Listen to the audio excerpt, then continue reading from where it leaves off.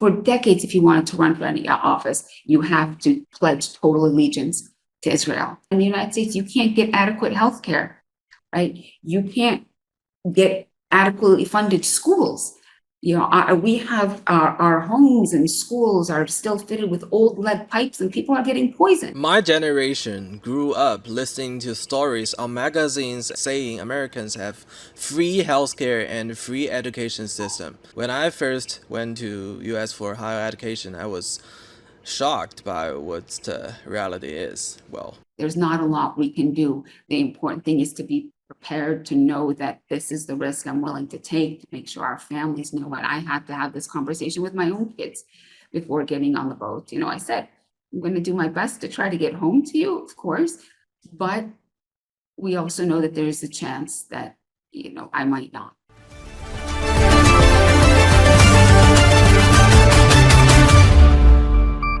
Israel's been intercepting Gaza-bound humanitarian vessels, seeking to break its illegal blockade of the enclave with cargo of supplies, including baby formula, diapers, kids' prosthetics, crutches, rice, flour, and medical kits. Israeli troops boarded vessels and detained those on board in what the Freedom Flotilla coalition described as a kidnapping of the unarmed crew in international waters. One of those activists is Palestinian-American human rights defender, attorney Huwaida Arraf. She's made her aims very clear to the IDF soldiers over the phone. It is a war crime. You have no legal authority to enforce an unlawful blockade, and as such, you have no authority to use force to enforce an unlawful blockade. Therefore, we demand that you stand down. You are responsible for the well-being of every civilian on board this vessel. As an occupying power in Gaza, you are responsible for the health and well-being of the civilian population there. Not only have you disregarded that obligation, but you are actively exterminating the people. You have engineered a famine. You are deliberately starving civilians and children before the eyes of the world. Our vessel does not constitute any threat to you. We carry only humanitarian aid. And therefore, you have no authority to intercept or otherwise attack our vessel. We demand again that you stand down. They were taking food, water, nappies, and medical equipment to Gaza. They were illegally boarded by Israeli soldiers in international waters, and from there were detained and taken to Israel, where many of them are still being questioned. Well, sadly, after IDF getting on board, they arrested activists, some went on hunger strike and were put in prison, and the most urgently needed humanitarian supplies were confiscated by IDF. CNN later said Israel would transfer those goods to Gaza through humanitarian channels. We're unable to independently verify the authenticity of this claim, but luckily we do have Ms. Huwaida Arraf with us today to tell us more about their struggle. Thank you for being here, Ms. Arraf. Thank you for having me. My audience been briefed about Medellin, the conscience, and the tragedy of Mavi Mavra, which led to then Turkey severing diplomatic tie with Israel. Would you please first tell us a bit more about the work you've done with FFC? Yes, thank you. The FFC is the Freedom Flotilla Coalition, and that was formed in 2010. Before that, I was part of what's called the Free Gaza movement. And the Free Gaza movement started as an attempt, really, to break Israel's illegal blockade on Gaza by activists with another organization that I had co-founded called the International Solidarity Movement. And the International Solidarity Movement has been working in the occupied Palestinian territories, supporting Palestinian nonviolent resistance to Israel's brutal occupation policies.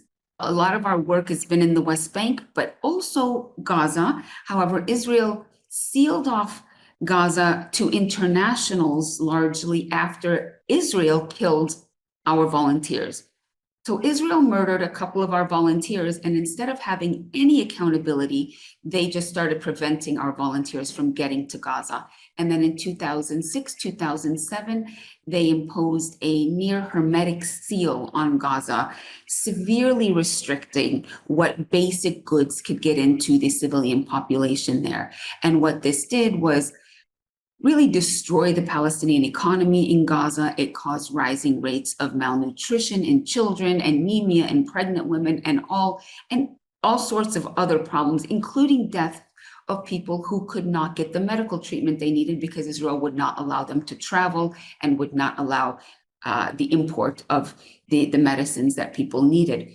And because countries weren't doing anything to challenge Israel's illegal blockade, we were thinking of what could we do as civilians? And the idea came to try to sail and break the naval blockade. We will sail from a European country, we will go into international waters and attempt to sail directly into Gaza, Palestinian territorial waters. And if Israel tries to stop us, then at least we hope that it would expose the illegality and the punitive nature of Israel's policy to the world, because Israel tells the world that everything they do is about security and they try to justify it in this way. But what they're doing to Gaza now, and even what they were doing back in 2006 and even before that, has nothing to do with security. It has to do with ethnic cleansing. It has to do with their settler colonial policies, which are intended to make Palestinian lives miserable, to ethnically cleanse them from the land, so that Israel could have the territory. And so we said, we are going to sail. We are civilians from various countries. We represented 17 different countries at the time, mainly the United States and Europe. And we are on 2 small fishing boats. We constitute no threat to Israel, and the Palestinian people are inviting us. And so if Israel is going to stop us, they're going to have to use force and let the whole world see that Israel's policy has nothing to do with security. And so we set sail. Israel was threatening to stop us the whole way, but in the end, Israel backed down. And we had a lot of attention on what we were doing, and Israel backed down. And in August of 2008, we were able to make it to Gaza, the first time any boats had, or people really, had been able to get to Gaza without Israel's permission in over 40 years. And we promised the Palestinian people there, who were just so excited to welcome us. We weren't even carrying humanitarian aid, which they really needed. But the point wasn't humanitarian aid delivering it. The point was the world needs to confront what Israel's doing policy-wise, because Palestinians don't want to live on aid. They want the ability to live free, to work, to make money to feed their families. Nobody wants to live on aid, and yet that's how the world seems to be treating Gaza and Palestine as a whole. We'll send some humanitarian aid. No, we need countries to take positions to sanction Israel for its criminal policy so that Israel can change its policies and Palestinians can be free. And so that's what we were doing as civilians. We were saying our country should be doing this, but as long as they're not, we'll confront these illegal policies in the hopes of breaking the siege. And so we were able to make it to Gaza that August of 2008, and we sailed 4 more times and we were able to get into Gaza.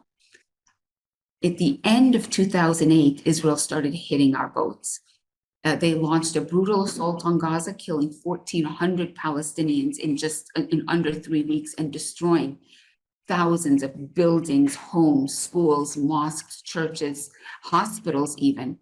And when we tried to send in emergency boats, Israel rammed the ship. It almost sank it. We tried to send another emergency boat. Israel did the same thing. A few months later, we tried to send yet another one, and Israel commandeered the ship and arrested everybody on board. So in the summer of 2009, we faced a question. Either this isn't working anymore because Israel is violently attacking us, and so we're not going to try this method anymore, or we have to escalate. We have to grow even bigger. And so we called on other people in different countries to try to join us, work to try to get boats and join us. And in May of 2010, we had 7 ships. We had 10,000 tons of aid. This time we loaded as much aid as we can carry. We had 700 people from 36 different countries, and we set sail for Gaza. And on the evening of, it was the early morning hours actually of May 31st, 2010, Israel launched a lethal assault. As you mentioned, the Mavi Marmara was one of those ships, and that's where all of the people who were killed on the Mavi Marmara. But on the other ships, we also had people brutally assaulted, tortured, injured, and everyone was arrested. So 10 of our colleagues were killed, dozens were injured, everyone was arrested, and Israel commandeered, confiscated all the boats, confiscated all the aid. Of course, they say they're going to deliver it to Gaza, but they don't. And the same with the current boat, the Madeleine that they confiscated, the Handala, which we'll talk about. They don't deliver any of the humanitarian aid. But so after 2010, we had all of these activists killed. We had Israel launch this brutal assault, but we still didn't want to give in to this notion that Israel's violence and military might is going to win. It can't. We can't give in to that. And so we organized again in 2011 and had even more boats and more people. But what happened then is Israel worked with the different Mediterranean countries to stop us from leaving. So Cyprus didn't let us go. Greece stopped our ships. Turkey wouldn't let us leave. And so we didn't even get into international waters then. Nonetheless, we continued working. We weren't able to send as many boats, but a few times we were able to get out. We did confront Israel. We tried to each time highlight to the world that this policy needs to end. It's never been as important as it is today, where now Israel's siege, this blockade, is being used as a tool of its genocide in manufacturing the famine that we see today. And so we tried to, last year in 2023, send large ships again with a lot of humanitarian aid. Last year, we had 5,000 tons of humanitarian aid and 3 large vessels and hundreds of people ready to sail. But we were attacked bureaucratically again. The country that flagged our ships pulled the flag, and then also Turkey wouldn't let us leave. And so we have all of these challenges, but we can't stop. And so a few months ago, we were able to get out the conscience and be ready to deal with the conscience. And I think your listeners know that Israel bombed that ship in European waters. The Madeleine, we launched the Madeleine a month later. And your listeners know that that vessel was attacked. And then most recently, the vessel that I was attacked on, the Handala, also faced the same fate, but we're not stopping and we can't. Right, that's the point. We cannot give in to it and just let Israel continue to commit not only this genocide, but all of the illegal policies that go along with its settler colonial project that has been ongoing for decades, but has never been as exposed and stark exposed to the world as it is today. You've called what's happening now in Gaza genocide, and the world needs to do something about it. Actually, my channel did an episode on Greta Thunberg's speech in tears, and I quote, "The moment we stop trying is the moment we lose our humanity." Do everything in our power to protest against the genocide and to try to open up a humanitarian corridor and break the siege. And we are doing this because no matter what odds we are against, we have to keep trying. Because the moment we stop trying is when we lose our humanity. And no matter how dangerous this mission is, it is nowhere near as dangerous as the silence of the entire world in the face of a live-stream genocide. That episode went viral on Chinese platforms. About 10, 20 something millions of Chinese loved it. However, you suggested in addition to all the protests around the world, we need to directly confront Israel. Of course, many been tired of empty words of solidarity supporting Gaza for years. United Nations Security Council or the General Assembly been calling that for years. But how do you define confront? What kind of confrontation are you talking about here? Well, what we have been doing is, as you know, nonviolent direct action. We don't accept this closure policy. It's not even just a closure. We use that because siege and blockade, these are military tactics, and Israel is imposing them on a civilian population. Like, you don't use military might to attack civilians. That's a war crime. And yet Israel has been doing that. And previously we have been calling it a comprehensive closure. But no, that now actually the world sees Israel is using military might against the civilian population. It has one of the most powerful militaries in the world and is using it to directly attack civilians. That's plain and simple. And we have been trying to confront and challenge it using nonviolent direct action. So they have this naval blockade on Gaza, and we are taking boats and we're insisting we're going to go to Gaza. And if you're going to stop us, you're going to put your military up against civilians and do what you need to do. But we're trying to also expose to the world how violent and how unlawful your policies are. So go ahead and do it, but we're also working diplomatically. So we have this direct action. And at the same time, we have a lot of the civil society, media, and political work that goes along with it, because there are only a certain number of people who can be on boats, but there are millions around the world who can join and who can amplify our message and who can pressure their politicians to change their policies so that we change the policies of these governments towards Israel. Because very, very few countries in the world now actually sanction Israel, and that's what needs to happen. Israel can't go along acting like and being a normal part of the international community as long as it continues to commit these crimes, and it's not going to be forced to change its ways unless it is widely sanctioned by the global community. And so we carry out these direct actions non-violently, but we will confront the military, and we hope that millions around the world will follow, amplify, and pressure their politicians to take action and not accept all of these attacks on civilians. So apparently we've been soaked with Israel impunity, slaughtering the WCK, UNRWA, doctors, nurses, 2,000-pound bombs dropping on refugee camps, bombardment of UN-labeled schools and vehicles, and 186 journalists killed, according to CPJ, making now the deadliest period ever for journalists in human history, including recent 5 from Al Jazeera. Do those activists know there's risk? Actually, I'm gonna put it very straight here. Do they know they possibly risking their lives when they get on board?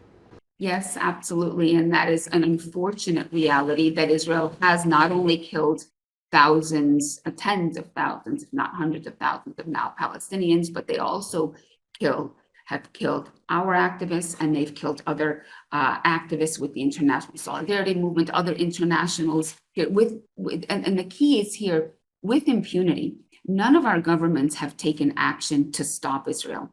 And to hold Israel accountable, so it feels like it can continue doing this. And that is, when we train the people, give them orientation in terms of what to expect when they are on our ships, we tell them, unfortunately, that we can't guarantee their safety. We can't guarantee anyone's safety. The most we can do is try to keep people as safe as possible by providing them training in what to expect and how to keep each other safe.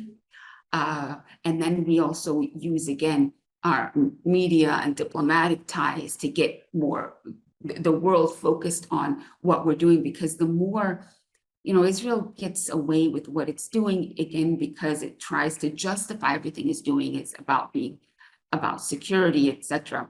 Well, the more we ask the world to watch what we're doing, we are nonviolent, we are sailing in this way, we constitute no threat to Israel. If it attacks us, then the world needs to know, will know that it has nothing to do with security. And we hope that they will take more action than they have taken in the past. And so all eyes, and we use that hashtag for like all eyes on the Madeleine or all eyes on the Handala, of course. Also all eyes on Gaza. We don't want to take any eyes away from Gaza, but on us to try to put this kind of pressure on Israel, and the world is watching you. The world is watching you. We're not going to let you fool anybody into thinking that what you're going to do is about security. And also the world is watching our governments. Why are we civilians taking to sea to confront one of the most powerful, brutal militaries in the world when our governments should be doing this? What Israel is doing has long been a violation of international law, a war crime, and our government haven't done anything. They should be challenging the blockade. They should be putting aid on ships and trying to get in to stop this mass, deliberately engineered starvation campaign. But to answer your question, yes, the activists know. We prepare, we try to, again, go over scenarios to make sure everyone's able to stay calm no matter what level of violence used against us. And we go through different levels of violence that can be used and how to try to protect yourself. But in the end, if someone is going to shoot you, there's not a lot you can do. If Israel is going to bomb our ships, there's not a lot we can do. The important thing is to be prepared, to know that this is the risk I'm willing to take, to make sure our families know what I had to have this conversation with my own kids before getting on the boat. I said, I'm going to do my best to try to get home to you, of course, but we also know that there is a chance that, I might not, because Israel has killed our volunteers before. But it's important that we take this action, because we are fighting for a world where not only Palestinian children can be safe, but all children of the world, including my own young kids. So they reluctantly let me go. Well, I read articles about you saying the activists need to submit their copies of will before getting on board, and articles you telling your children that one day you might not come home, right? And your response to The Guardian talking about Rachel Quarry. Actually, you guys did made to Gaza in 2008. What was it like now, comparing, what's the difference between the selling then and now?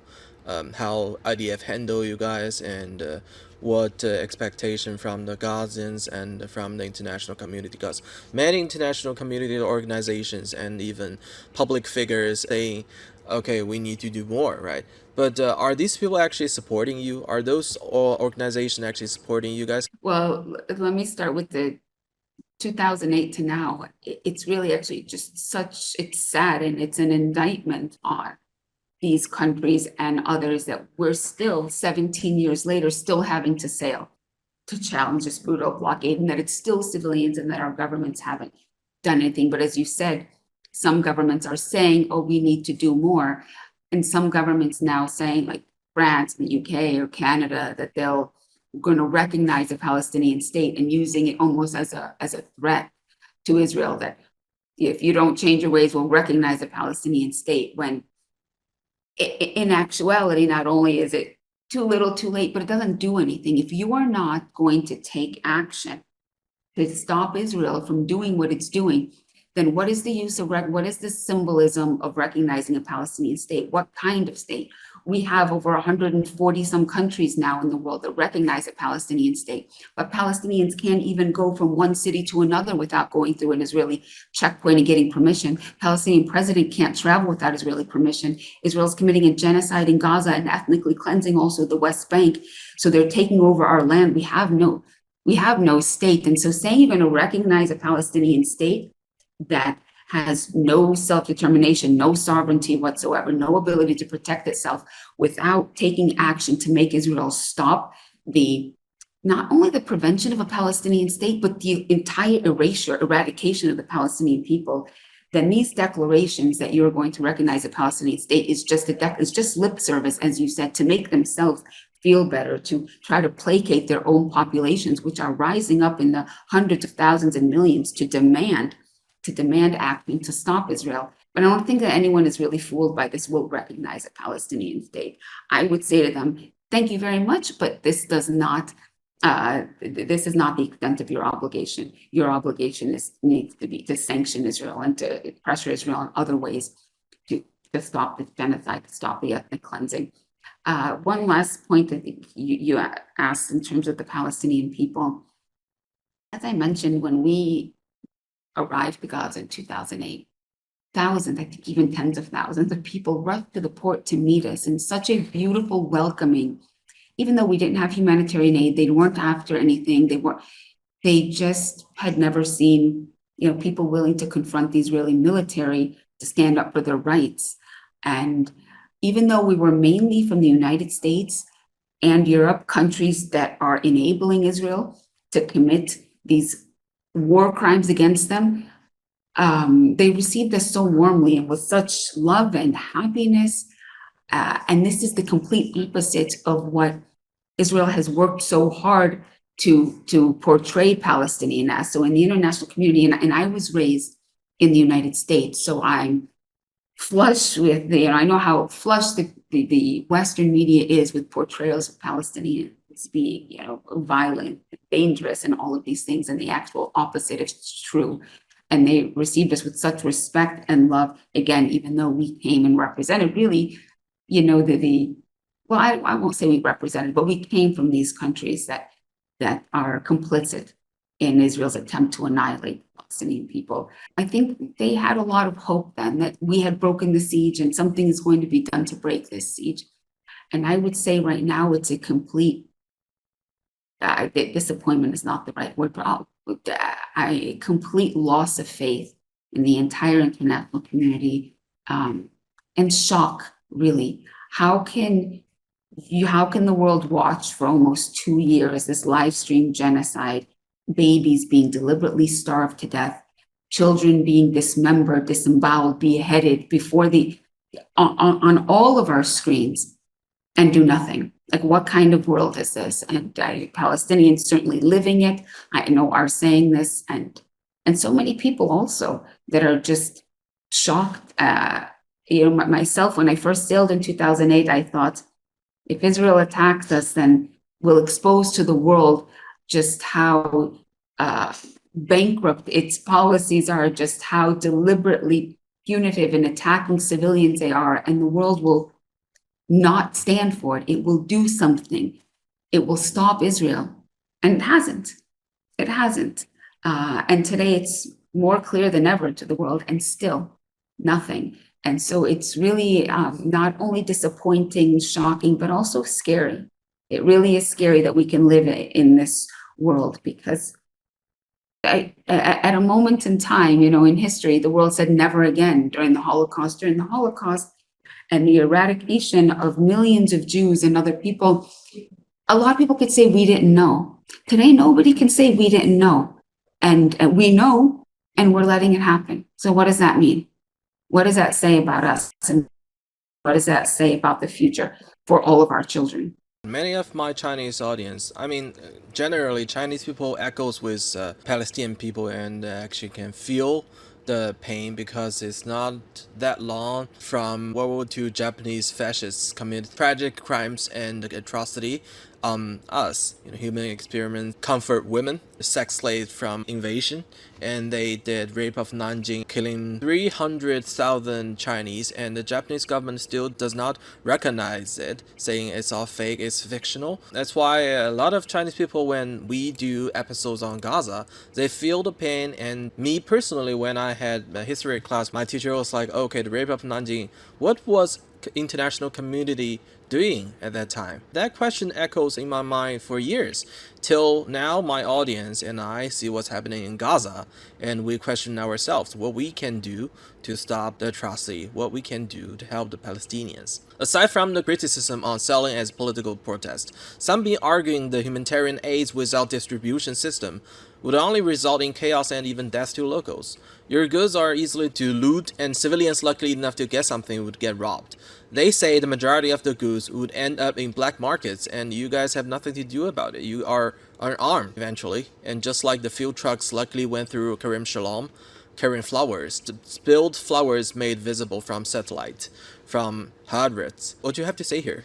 People, this is all just such carefully crafted propaganda. First of all, Palestinian people wouldn't need humanitarian aid if Israel wasn't deliberately starving them, deliberately preventing them from producing, from working, from importing, from exporting, from growing their economy. So the whole need for humanitarian aid is deliberately caused by Israel.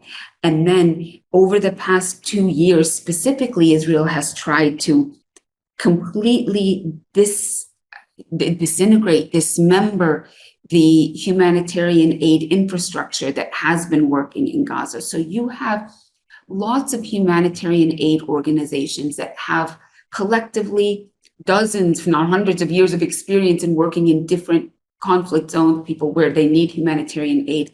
And specifically in Gaza, they have worked for many years, so know how to run the distribution system. A lot of people are locals and know, again, Gaza inside out, and with experience in this humanitarian work, know how to run it so that you prevent all of this. But when Israel is dismantling this system and deliberately starving people, so yes, people are desperate. If you're going to have looting, maybe you do, but can you blame somebody who hasn't had food and can't find food for days and on end to feed their kids? I think I would. I think I would loot any truck coming in if I could. So this massive desperation is deliberately created by Israel. And then they try to use it as an excuse of why, Gaza's too dangerous for people, let us handle it. And how do they handle it?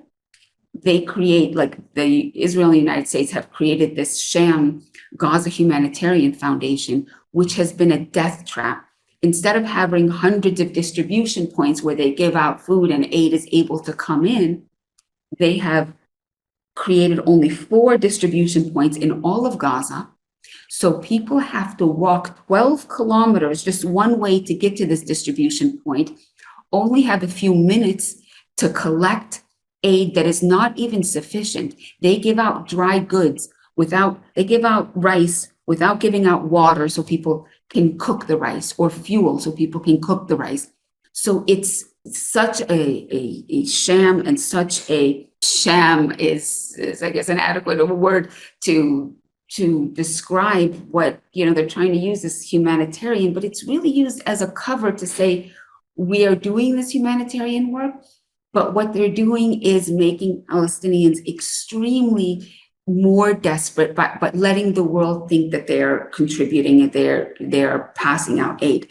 To get back to, sorry, I cut myself off, but so they only have 4 distribution points in all of Gaza. So you have people walking 12 kilometers one way in the hot Mediterranean sun with no water to get in a long line and have possibly a few minutes to collect aid, which is not even sufficient. And then we've had reports over the last couple of months of Israeli soldiers and military contractors shooting at people as they line up for aid. So you've had over 1,000 people killed, shot dead, just trying to get aid from these points. And so many people leave without aid. If they manage to survive and they don't get shot and killed, they leave, some of them empty-handed, and have to walk 12 kilometers back to their family's tent with nothing. And again, not even water to quench the thirst of walking 24 kilometers under the hot Mediterranean sun. This is not humanitarian aid. This is a tool of Israel's genocide. So it dismantles the humanitarian system that has been working and that knows how to distribute. It creates this sham to let people think, oh no, we're doing it, and nobody else can do it because Palestinians are so violent, and then there's looting in a black market. And the world is letting them do it. And so we reject it wholeheartedly. We don't need Israel to protect us or anybody else. We need Israel to get out of Gaza. We need Israel to end the occupation. And we need the world to ensure that international law has meaning. Israel has violated every norm, every law. And it's not just me saying it, but it is thousands of human rights, humanitarian lawyers, and humanitarian organizations and human rights organizations. And it is just now, our countries which are ignoring all of this, which is, again, scary that this is the kind of world that our governments want us to accept. But I'm sure, as you said, you're a very educated audience, and I'm sure that they are not falling for this, all of Israel's propaganda. It really is designed to further Israel's ethnic cleansing and genocide, and it is rejected wholeheartedly, 100%. I don't want to sound pessimistic here, but I did a 3-hour something episode on full-scale explanatory video on South Africa ICJ court recording, and their attorneys say from apex to bottom, the Israel and government and IDF are committing genocide because Bibi been claiming wiping out the seed of Amaleks. Israel caught saying, okay, we're gonna move all the Palestinians to Rafah. Ben-Gvir and Smotrich saying they're gonna have a so-called humanitarian island, and hoping all the Palestinians voluntarily moving to the island and live happily. And we have Donald Trump saying he's gonna have a resort, rich people investing at the border, etc. Even ultimately the ICJ say, okay, we're not saying they're committing genocide. Ms. Arraf, you've tried to run for US representative, right? The FFC recently had 2 French MEPs on board. Knesset courageous MKs are calling for sanctions on Israel, just like what you said, to pressure Netanyahu government. But with Donald Trump backing Netanyahu and extremist ministers like Ben-Gvir and Smotrich threatening to overthrow the government if Bibi is not compromising. The IDF is attacking Gaza City now. Seems like the ridiculous idea of just kicking millions of Palestinians to Rafah here and there is coming true. So what are the coalitions and your next steps, and what are the possibilities for the future? Just comment briefly on the ICJ proceedings. It's very true that these proceedings are inadequate in that all legal proceedings just take years. So the International Court of Justice did, in January 2024, issue preliminary measures calling on Israel. It's basically saying that it's plausible that Israel is committing a genocide. Enough evidence was presented that possibly a genocide is being committed. And in the meantime, until the case can be decided, we have to institute precautionary measures to prevent the further harm to Palestinians, again, until the case can be decided. And it issued 3 sets of precautionary measures because each time Israel ignored them. International law doesn't have an enforcement mechanism. And where the ICJ is concerned, if a country ignores binding rulings, then it comes to the Security Council to actually impose measures to ensure enforcement. And we know that the Security Council has been completely ineffective because of the US veto, which is what we had here also. There was an attempt to get the Security Council to institute or to pass a resolution to demand that Israel abide by these binding rulings, but you have the US veto.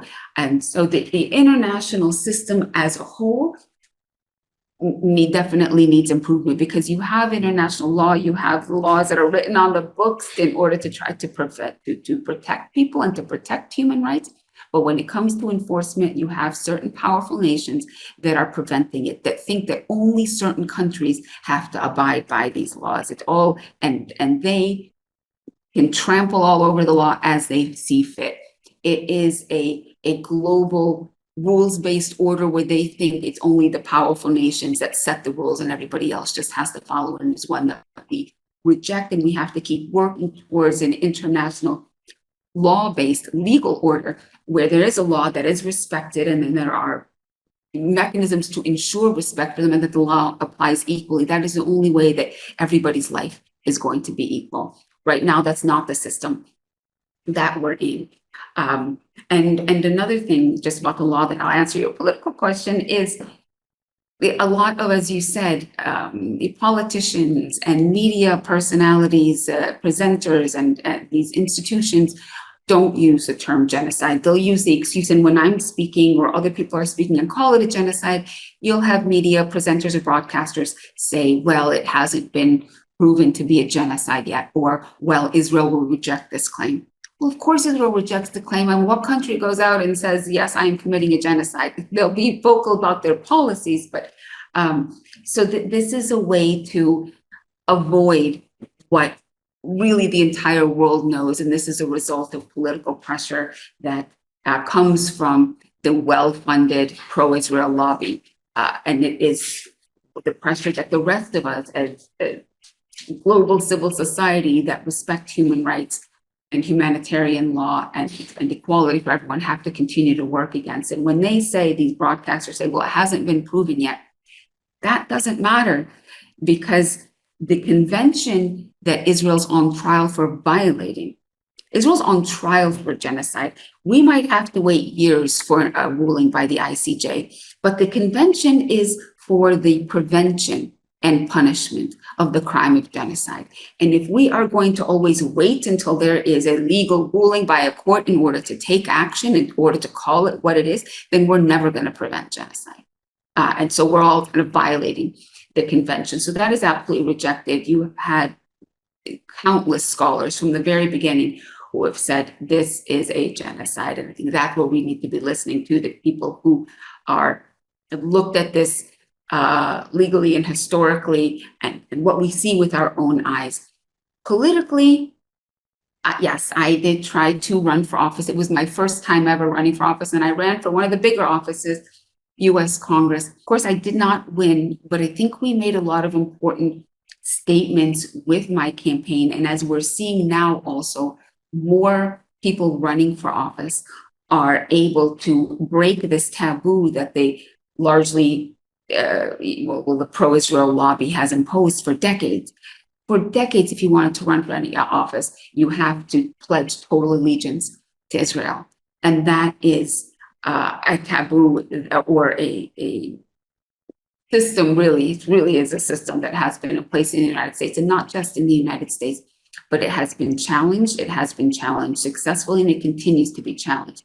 And so with my campaign, even though I lived in an area that didn't really care too much about international relations and whatnot, but when they knew of my history of fighting for Palestinian rights and fighting against US tax dollars being used to fund Israel and what it's doing to Palestine, they automatically saw the connection between all of the money that our government sends to Israel to fuel these wars and oppression instead of using it at home. And people connected these issues of these global imperialist interests, right, that are oppressing not just Palestinians, but also them, where in the United States, you can't get adequate health care, right? You can't get adequately funded schools. You know, we have our homes and schools are still fitted with old lead pipes and people are getting poisoned. My generation grew up listening to stories on magazines saying Americans have free healthcare and free education system. When I first went to US for higher education, I was shocked by what the reality is. Well, we go around the United States preaching kind of morality and democracy and human rights to the rest of the world, where not only do we do the opposite with our foreign policies and all of the killing and oppression we support and sponsor around the world, but even with our own citizens at home, people can't. Healthcare is a basic human right that millions of Americans can't get while the United States exports war and militarism. And so, but we have in the United States now, you know, Trump's policies, of course, are reprehensible, and we continue to fight them vis-a-vis when it comes to what's happening in Palestine and also what's happening at home. But it's wrong to suggest that, you know, that Palestine really is worse off, or Gaza is worse off today because of Trump, because Trump's predecessor, Biden, allowed the genocide to continue for over a year, did not do anything except for gaslight the American people and express this, you know, fake concern for the humanitarian situation while you continue to fund Israel's militarism. And now we see politicians in the United States, because of the large pressure of Americans rising up and being horrified by what's happening, especially the deliberate starvation campaign, and seeing children, babies, emaciated and being killed. And now politicians feel like they have to say, we have to get aid into Gaza. Of course, we have to get aid into Gaza, but you also need to stop sending weapons to Israel to allow them to do this. And so we're not letting our politicians off the hook by their, you know, expressing concern for starving babies. Like, that's the bare minimum, and that should have been done years, decades ago, because these policies aren't new. The hope for the future is that we continue to rise up, we continue to organize, because things are changing, but they've been slow. And before we get real change, I don't know how many more thousands of people have to die. And that's what's happening every day, that there aren't concrete sanctions on Israel. People are dying, Palestinians are dying, babies are being starved to death. And that's the challenge before us. But it is one that we, you know, can't back down from. We can't get tired. We can't give up. As great as the challenge seems, because of all of the resources that support what Israel's doing, we have to know that we have no other choice. And that is, you know, what drives us forward. Definitely like to thank your audience for, you know, being educated about this. It's so easy, the propaganda of Israel and the United States and the West in general is so pervasive. It's so pervasive. And also on top of that, it's easy to get caught up in your everyday concerns and maybe not care so much about what's happening in something that's far away, but recognizing that what is happening is going to affect us all is such an important part of mobilizing action. I would ask as much as possible for a call to kick Israel out of FIFA, out of the Olympics, out of all of these international venues until it ends its occupation, ends its genocide, apartheid, and starts respecting Palestinian human rights and starts respecting international law.